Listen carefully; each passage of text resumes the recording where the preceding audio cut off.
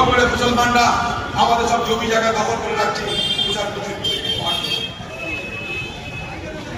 2006 সম্পত্তি আছে, তার পরিমাণ জমির প্রায় 6 লাখ একর। এই ওয়াকফ সম্পত্তি অত্যন্ত ভালো ভালো জায়গায় আছে।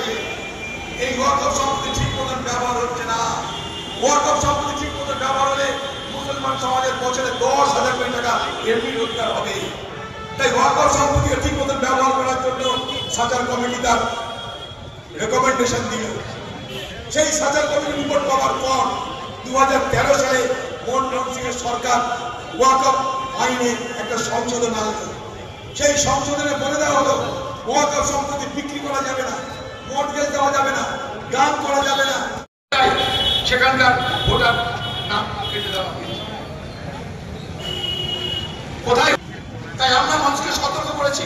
তাই রাহুল গান্ধী আর দেশ জুড়ে আন্দোলন নেমেছে মানুষের এই ভোটের অধিকারকে সুরক্ষিত করবে। এই ভোটের অধিকার হিন্দুর আছে, ভোটের অধিকার মুসলমানের আছে, ভোটের অধিকার দলিতের আছে। সকলের ভোটের অধিকারকে সুরক্ষিত করতে হবে। এটাই রাহুল গান্ধীর আজকের লড়াই। সেই লড়াইকে বানচাল করার জন্য মোদী যখন তৎপর, গান্ধীর সামনে উনি ফিকা হয়ে যাবে। তাই কি যাবে উঁচি মাকান